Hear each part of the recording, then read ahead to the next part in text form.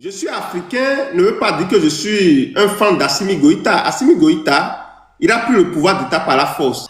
Lorsque vous arrivez au pouvoir par un coup d'État ou bien lorsque vous tripatouillez la Constitution pour arriver, vous n'êtes pas un président, vous êtes un putschiste. C'est clair et net. Ce n'est pas une insulte, ce sont les faits.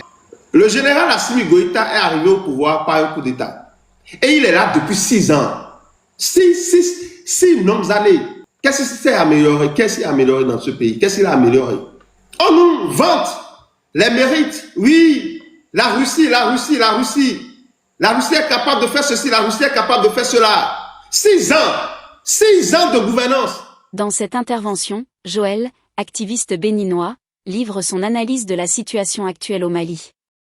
Il revient sur les principaux défis auxquels le pays est confronté, dresse un état des lieux après plusieurs années de transition sous la direction du général Assimi Goïta, et s'interroge sur les difficultés persistantes qui empêchent le Mali de sortir de l'impasse. Il partage également sa réflexion sur les pistes qu'il estime nécessaires pour ouvrir une nouvelle perspective au pays.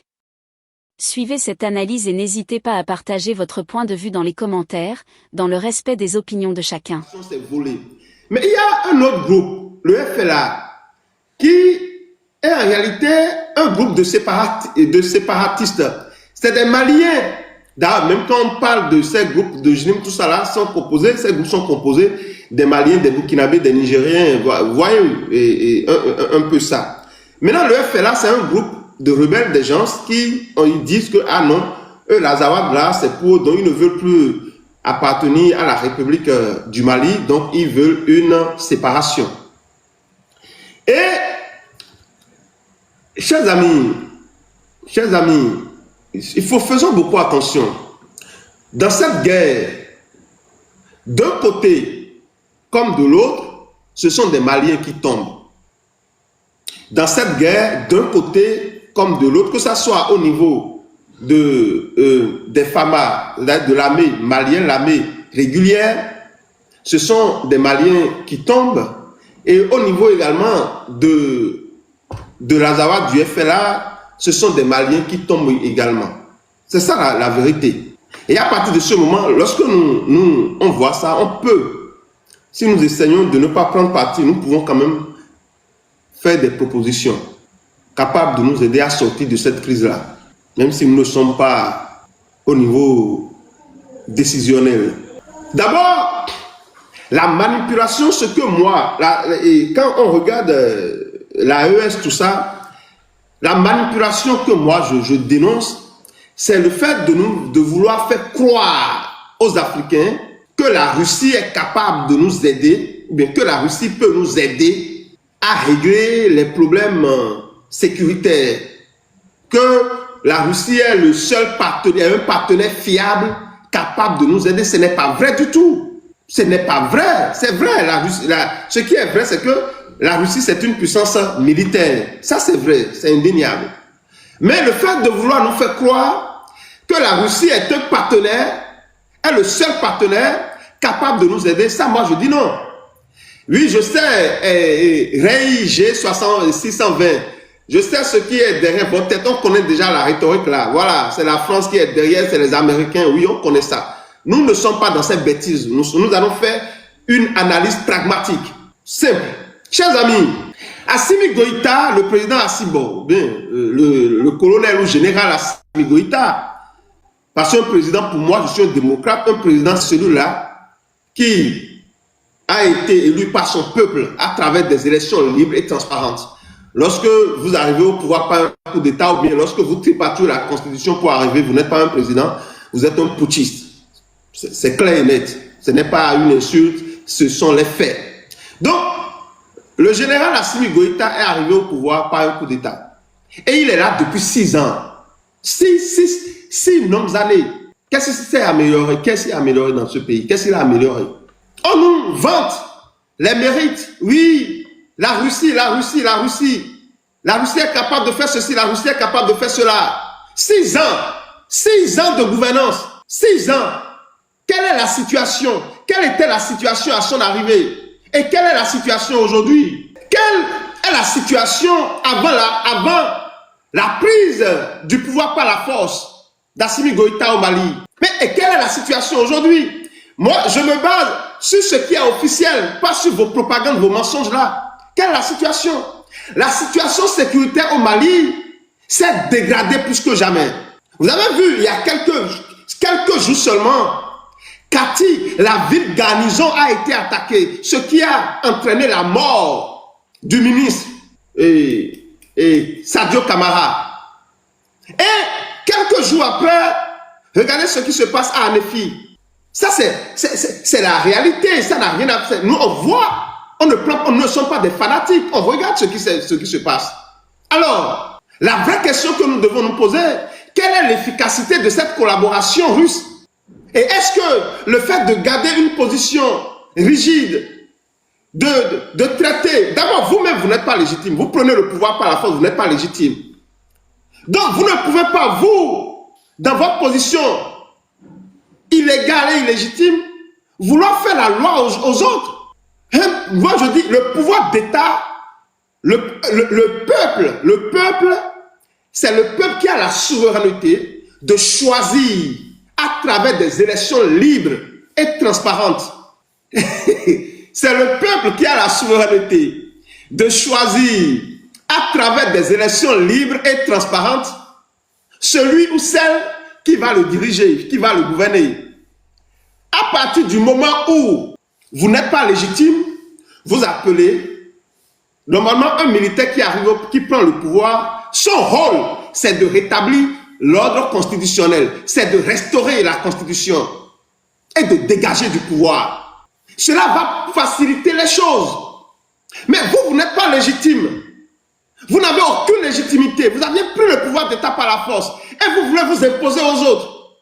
Mais vous prenez le pouvoir par la force, bienvenue les dégâts. Et nous devons, depuis l'indépendance jusqu'à aujourd'hui, les Africains n'ont pas encore compris. Je m'en fous de vous. Vous êtes juste, je vous le dis, hein, on n'est pas camarades. Vous prenez le pouvoir d'État par la force. Au lieu de rétablir l'ordre constitutionnel, rétablissez l'ordre constitutionnel. Permettez au peuple de choisir. Mais, s'il vous plaît, si aujourd'hui, Assimi Goïta et son groupe là, si la junte décide de régler le problème au Mali, ils ont la possibilité de le faire. À mon avis, qu'est-ce qu'il faut faire? Il faut appeler les Maliens à une conférence nationale souveraine. La Russie ne fera rien du tout. La Russie est juste là pour pomper le pays. Tout le monde le sait. Seuls les aveugles, les incapables, les ignorants ne le savent pas. Aucun pays n'est là pour aider un autre. Les gens viennent pour défendre leurs intérêts. Aucun pays, que ce soit la France, les États-Unis, la Chine, la Russie, les pays viennent puisque, chers amis, chez eux aussi il y a encore la pauvreté. Même si c'est des pays développés, il y a encore la pauvreté. Il y a des gens qui n'ont pas de maison. Il y a des gens qui ne mangent pas à leur faim. Que ce soit en Russie, que ce soit en Chine, que ce soit aux États-Unis, que ce soit en France. Il y a des gens, des citoyens français, des citoyens russes qui ne mangent pas à leur faim. Et ces gens-là ne vont pas laisser leur population pour venir vous aider vous gratuitement. Sans rien du tout. C'est les gens qui viennent pour défendre leurs intérêts. À partir de ce moment, nous devons chercher des moyens qui vont nous faciliter la réconciliation.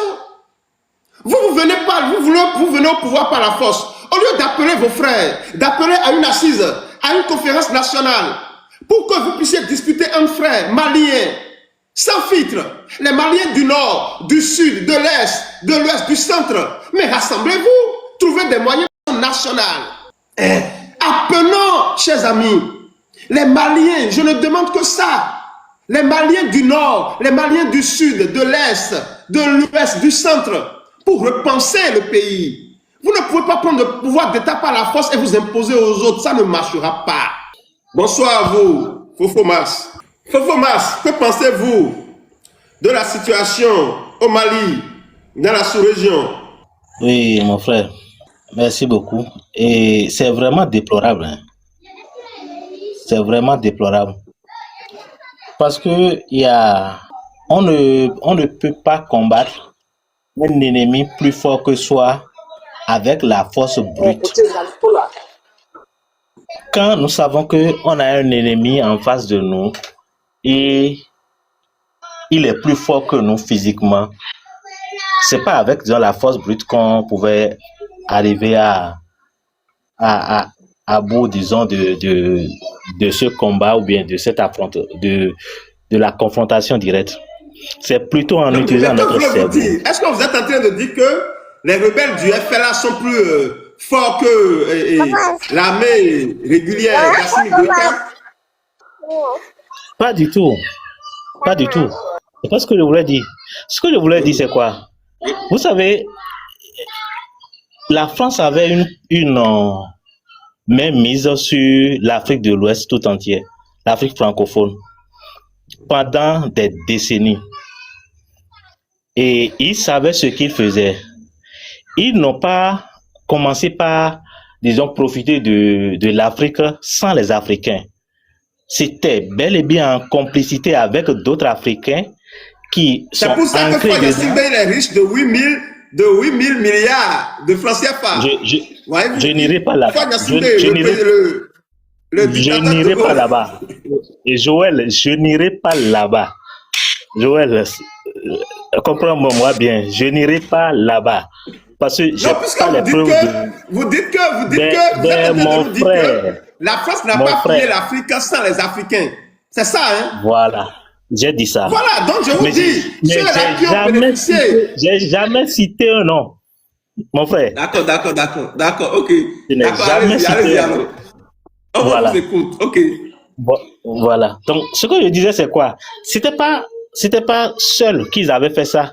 C'était en complicité avec d'autres Africains qu'ils avaient fait ça. Et c'est pas des Africains les moindres, hein. C'est des personnes bien regradées, peut-être dans l'armée ou bien au niveau de la politique, un peu partout, que ils avaient réussi, disons, ces partenariats gagnant-perdant là, qui faisait que oui, il y a un seul parti qui trouve beaucoup et l'autre parti, disons, n'en trouve pas assez, à part quelques individus qui trouvent, disons, pour leur compte. Mais quand on veut maintenant se séparer, quand on veut se séparer de quelqu'un comme ça, parce que celui-là, c'est un puissant. Peu importe ce que nous allons dire aujourd'hui, la France est une puissance mondiale en matière de tout, je vais dire. Si on a la possibilité, si on a la force brute pour pouvoir les combattre, ben écoutez, on pouvait aller. Mais est-ce qu'aujourd'hui, quand vous voyez les trois pays là, et aussi disons, même si je peux globaliser en disant, ben quand tu vois toute l'Afrique de l'Ouest là, quelle force nous avons aujourd'hui pour pouvoir les contrer physiquement en menant une guerre ouverte? On a vu, disons, des militaires ou bien des généraux qui ont dit, disons, je ne sais pas si c'est Burkina ou bien Niger, que nous déclarons la guerre à la France. Ils ont dit qu'officiellement, ils sont en guerre maintenant contre la France. C'était un général qui avait dit ça. Mais sans sans que quelqu'un ne vienne dire non, ce que tu as dit là, tu es allé un peu loin. Ils n'ont rien dit parce qu'on dit qu'il ne dit rien consent. Et est-ce qu'on peut blaguer avec la vie de ces citoyens comme ça? Est-ce qu'on peut blaguer avec la vie de ces citoyens comme ça? C'est très dangereux. Quand je dis, vous voyez que là, ça ne vous avantage pas. Cette collaboration gagnant-perdant, ça ne vous avantage pas.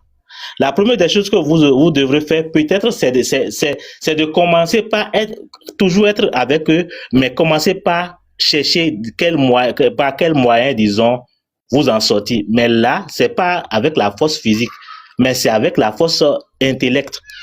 C'est votre cerveau, c'est votre intelligence qui va jouer, disons, en ça, et vous allez jouer à ce jeu d'échecs avec eux pour pouvoir gagner à un moment donné.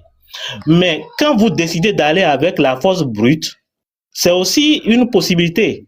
Mais là, vous devez essayer de trouver un partenaire fiable. Un ou des partenaires fiables, si vous en avez la possibilité, et que vous devez savoir que, ben écoutez, mes partenaires là, avec qui je suis, ils sont, quand on les met ensemble, ils font doublement ou bien triplement la force qui est en face, la force française que nous voulons, disons, dégager de nos territoires. Et tant que vous n'avez pas un partenaire comme ça, ben écoutez, vous n'avez pas déclaré la guerre à qui que ce soit. vous continuez à essayer, disons, de vous en sortir petit à petit, comme le fait certains pays dont je ne veux pas citer le nom, qui, ils savent très bien qu'ils n'ont pas la force, ils savent que oui, il y a des choses qui ne vont pas, mais ils vont parfois demander, ben, écoutez, on va collaborer. Écoutez, et telle chose que vous nous devez là. Moi, j'aimerais donner l'exemple du Bénin.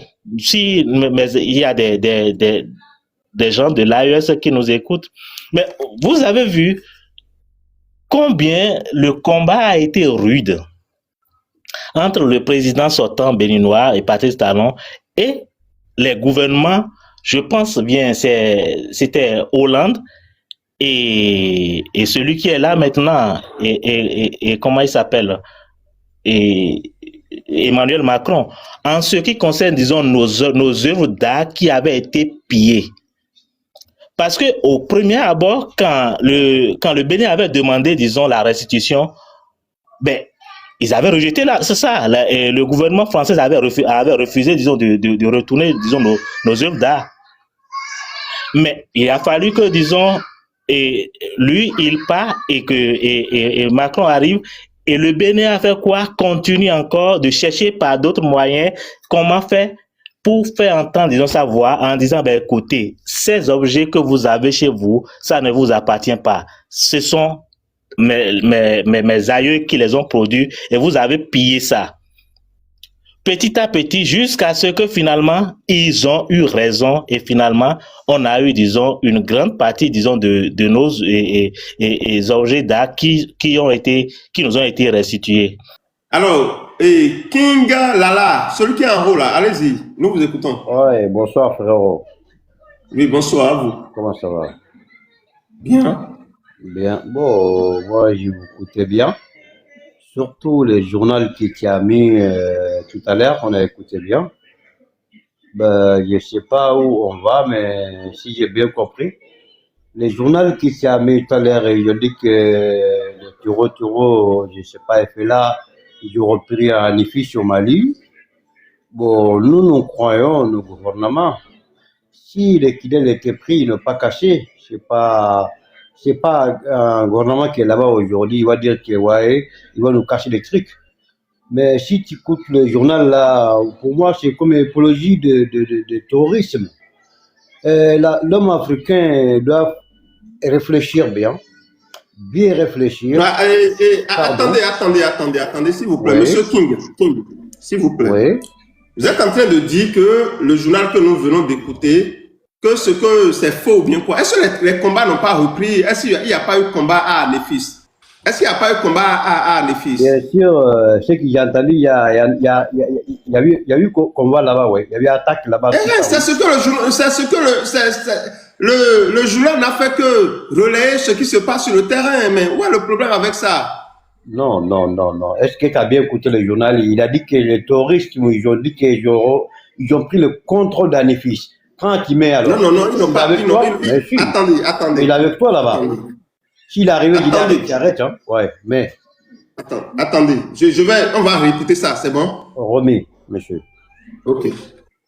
Le camp militaire d'Anefis, pris pour cible par les djihadistes du groupe de soutien de l'islam et des musulmans et les indépendantistes du Front de libération de l'Azawad. Ces images, authentifiées par Le Monde, datent du 4 juillet. Cette base est l'un des derniers verrous de l'armée malienne dans la région de Kidal, au nord du pays. Ces assauts interviennent 2 mois et demi après l'offensive historique du 25 avril, offensive qui avait ébranlé Bamako et acté la perte de Kidal. Alors que se passe-t-il au Mali depuis le 4 juillet? Samedi 4 juillet, une nouvelle vague d'attaques coordonnées frappe simultanément plusieurs régions stratégiques du pays. Les rebelles Touaregs du Front de libération de l'Azawad et les djihadistes du GSIM ont relancé leur offensive en ciblant simultanément Anefis et Aguelok. Ces 2 localités abritent les dernières bases de l'armée malienne et d'Africa Corps dans la région. C'est à Anefis que plusieurs centaines de soldats maliens et de paramilitaires russes s'étaient repliés après leur cuisante défaite à Kidal et Tessalit 2 mois et demi plus tôt. Joint par un journaliste du Monde, le porte-parole du Front de libération de l'Azawad a affirmé que ses troupes contrôlaient désormais la ville, précisant que de nombreux soldats maliens et russes avaient été faits prisonniers.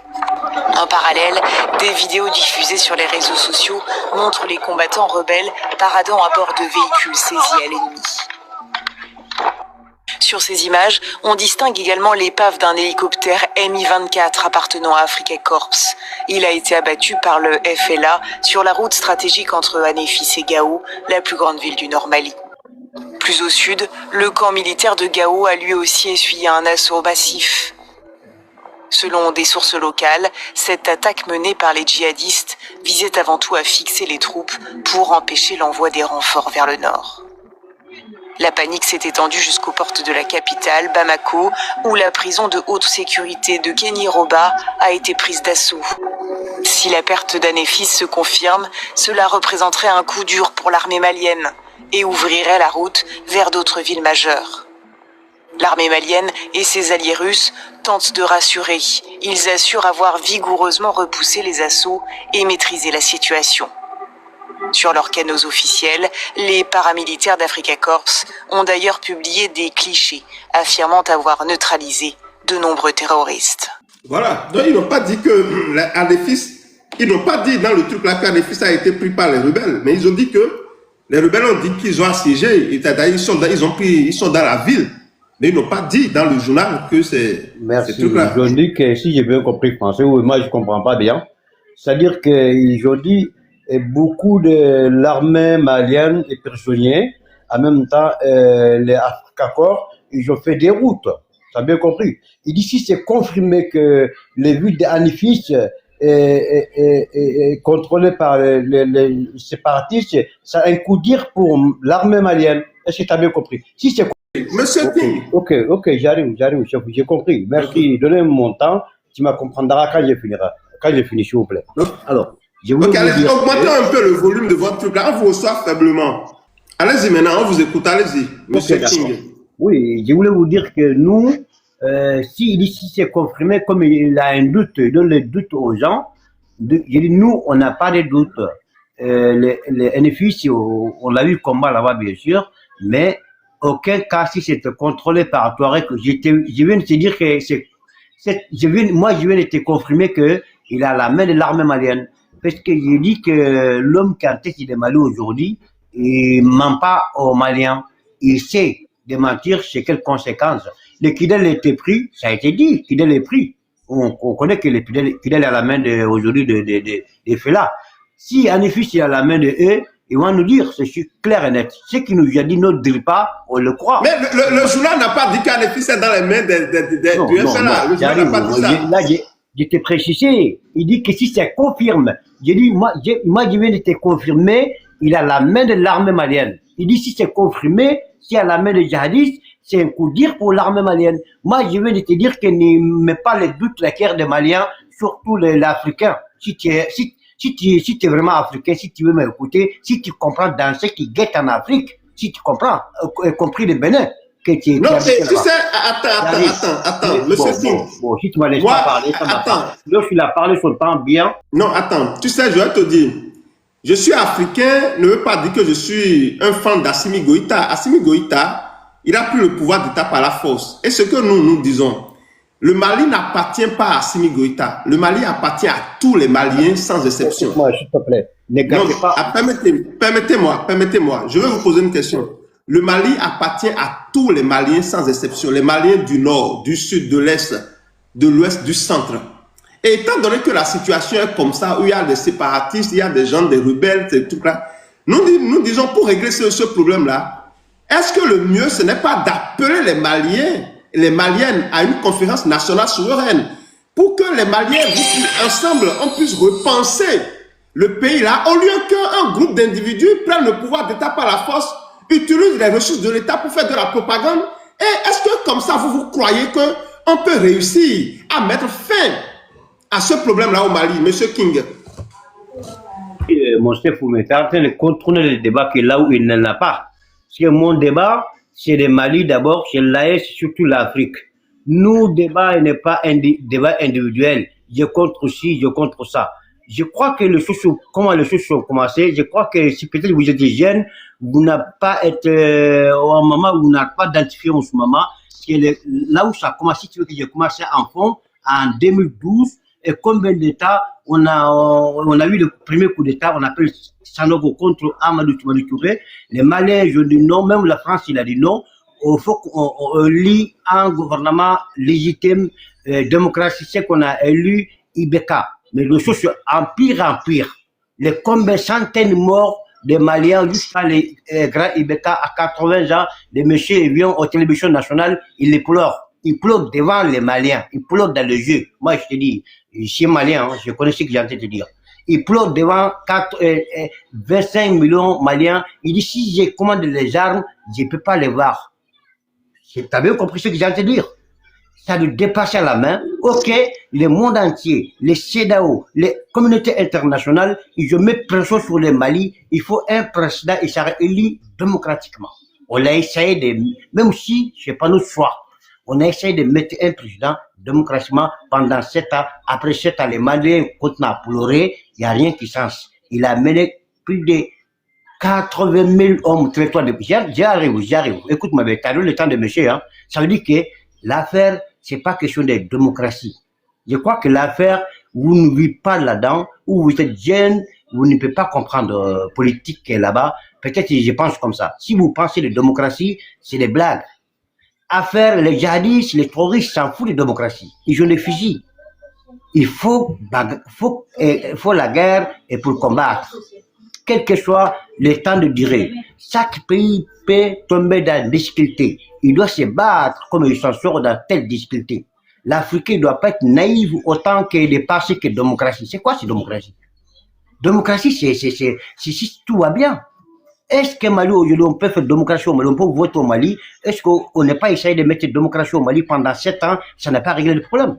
Pour le Mali, ils ne sont pas naïfs aussi. On est comme vous. On sait là où on va. On sait qu'est-ce que ça nous arrive. On sait les traquinages qu'on est tombé d'ici. On sait que c'est pas question de, c'est pas problème de démocratie. Là où aujourd'hui les Maliens ils battent matin, midi, soir pendant 12 ans. Attendez, monsieur Tourou, je vais vérifier. Champion. Je vais conclure un peu, je te laisse. Une minute, donne-moi une minute.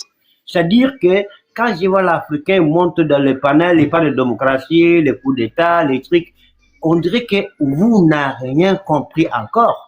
Ce qui vous met dans vos charbons, vous sort avec ça, vous écoutez l'Afrique à 24, démocratie, France 24, démocratie, je ne sais pas qu'est-ce que c'est, vraiment démocratie, vous parlez là. Écoutez, l'affaire commence juste un petit peu au Mali, nord du Mali.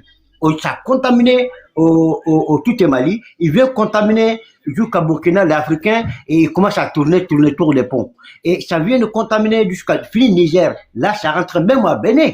L'Africain continue à tourner les ponts, il commence à dire que ouais, c'est démocratie qui n'est pas là-bas, ça faut sur des coups d'État, et pourtant ça a commencé le temps de démocratie, c'est pas commencé dans le coup d'État.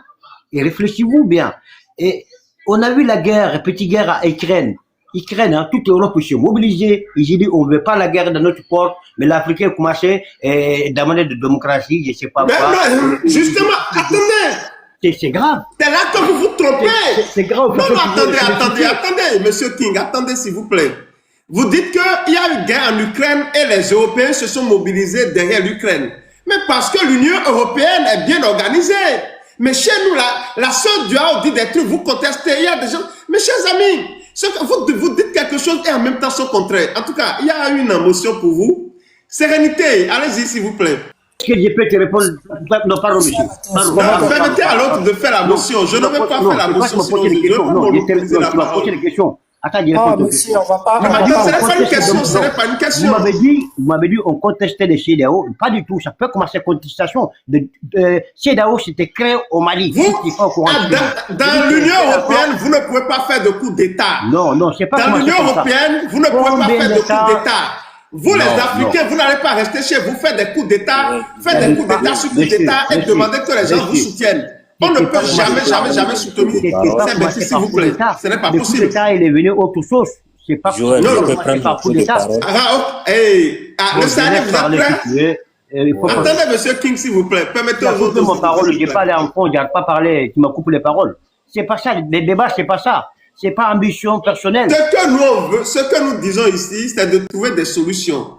Et si nous voulons vraiment trouver des solutions pour régler nos problèmes en Afrique, il faut que les textes et les lois soient respectés. Et je peux vous le dire que c'est d'ailleurs pour ça que Assimi Goïta lui-même, dans la constitution malienne, dans ce que lui-même a écrit, il a dit que les coups d'État sont des crimes imprescriptibles. Cher ami. On va faire à King Lala, qui n'est pas une flèche. Et c'est le putsch qui a amené la crise au Mali. C'est parce que Sanogo a fait un coup d'État que les terroristes ont progressé rapidement pour envahir toutes les villes. L'armée ne s'est pas battue parce que les bérets rouges et les bérets verts faisaient la guerre à la capitale. C'est malheureux. Il n'y a eu qu'un seul incident et on a chassé le président démocratiquement élu. Sinon, aujourd'hui, on ne serait pas là. Ça, c'est d'abord un. Et de deux, le coup d'État de Goïta a encore empiré la situation. Sinon, la situation n'était pas pire avant l'arrivée de la France. La France est arrivée, 70% du territoire était perdu. Elle l'a récupéré. Oui, le terrorisme continuait parce qu'il faut reconnaître que c'est devenu une guerre asymétrique très compliquée. Et il devait renforcer l'État malien pour pouvoir, sur le long terme, corriger les tirs. Donc, collaborer, travailler ensemble pour pouvoir endiguer la menace. Bon, les Maliens, à un moment donné, ont décidé de faire un autre coup d'État, qui n'est pas d'ailleurs le choix du peuple, mais la cupidité des militaires qu'on a équipés pour faire face à la menace terroriste. Goïta a quitté sa base de Sofara, où il est très bien équipé, et il est reparti pour aller chasser les civils qui sont au pouvoir. Et on va te dire que la démocratie n'est pas faite, alors que les Maliens sont morts pour la démocratie. C'est d'ailleurs le seul en Afrique de l'Ouest. Ça veut dire maintenant, le problème, ce n'est plus le terrorisme, c'est Moussa Traoré, ce qu'ils ont combattu contre Moussa Traoré, plus le terrorisme. Donc Goïta est un problème dans un autre problème. C'est-à-dire la démocratie n'est pas là pour résoudre la situation sécuritaire. Elle est là pour stabiliser le pouvoir, pour dire que le mode d'accès au pouvoir, c'est comme ça. Aujourd'hui, Goïta passe son temps à éviter les coups d'État que même à gérer la menace terroriste. C'est pour ça qu'ils se déglinguent entre eux. Sinon, la mort des ministres de la Défense, c'est plus un règlement de compte qu'une attaque terroriste. Et c'est un fait. Et c'est ça l'inconvénient des militaires. Ils viennent se cacher derrière les civils pour pouvoir mener une guerre qui était la leur quand ils étaient au front. Donc, leur échec, ils le combinent avec ceux des civils parce que les civils les équipaient pour faire la guerre. C'est ce que Aya Sanogo a dit quand il a fait le coup d'État. Il s'est rendu compte qu'il y avait des équipements, mais il n'y avait pas des hommes. Ibrahim Boubacar Keïta, Dieu seul sait qu'il a équipé l'armée malienne, mais les hommes de l'armée malienne ont fui les fronts pour venir prendre le pouvoir et prendre le budget de l'État pour se sécuriser avec des mercenaires qui, eux, combattent pour eux à Anafis. Aujourd'hui, ils sont souverains et très fiers, mais dans les vidéos de combat, on voit plus des étrangers que même les concernés, malheureusement. Et les Kinglala sont quand même des Maliens qui vivent à l'extérieur, au lieu de bien corriger les tirs et d'aider leurs confrères à avoir la stabilité qu'ils ont eu à l'extérieur du pays. Parce que là où vous êtes, les gens ont créé les conditions positives, la stabilité nécessaire et les droits pour que vous puissiez jouir de tout et un environnement stable pour pouvoir vous développer. Et chez vous, vous voulez créer le désordre pour que les gens, comme on appelle ça, tous vous rejoignent dans un pays qui n'est pas le leur, malheureusement. Je vais chuter par là. Alors, Sani, allez-y, nous vous écoutons. Ok, merci beaucoup Joël, bonsoir à tous, toutes les questions sur le panel, là, je les salue avec respect. Moi, je ne comprends pas une chose où, quand on dit les combats ont repris, et les gens ne sont pas d'accord que réellement les combats ont repris. C'est là, moi, ça m'étonne.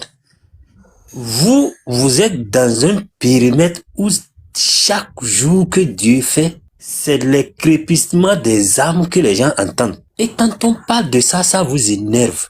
Moi, je ne comprends pas qu'est-ce que les gens veulent. Vous voulez qu'on se taise, qu'on vous observe? Non, un peu de quand même. On dit que les combats ont repris.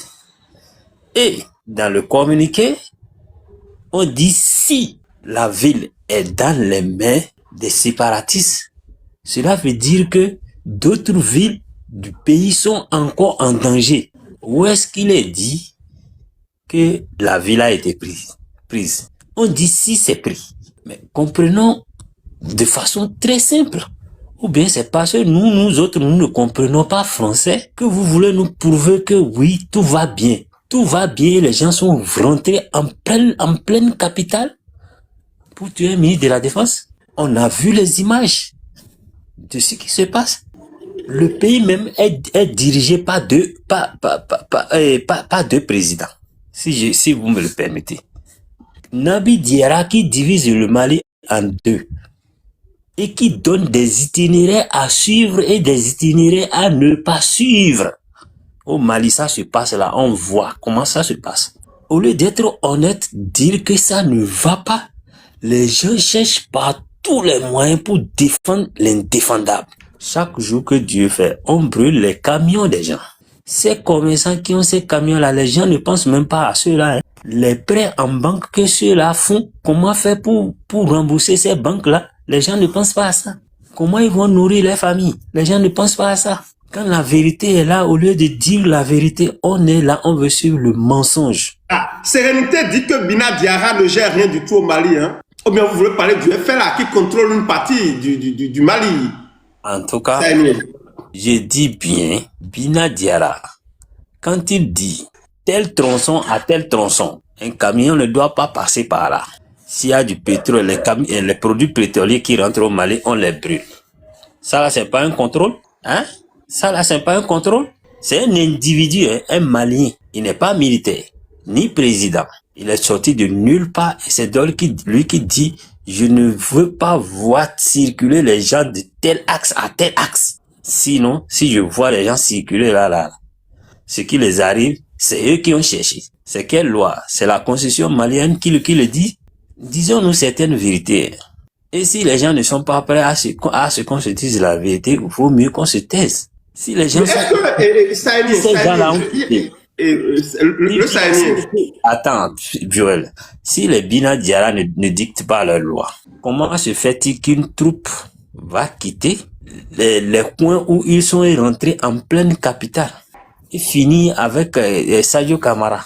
Comment ça, moi, je n'arrive pas à comprendre. Si ceux-là ne dictent pas leur loi, comment ça peut se passer? Et il a dit aux civils qui, parfois, quand les terreaux circulent, quand ils sortaient le jour-là, quand ils sortaient, il y a des gens qui leur mettaient des bois dans les rues. Il a fait une sortie, il dit attention à ces civils-là qui veulent se mêler dans cette affaire-là.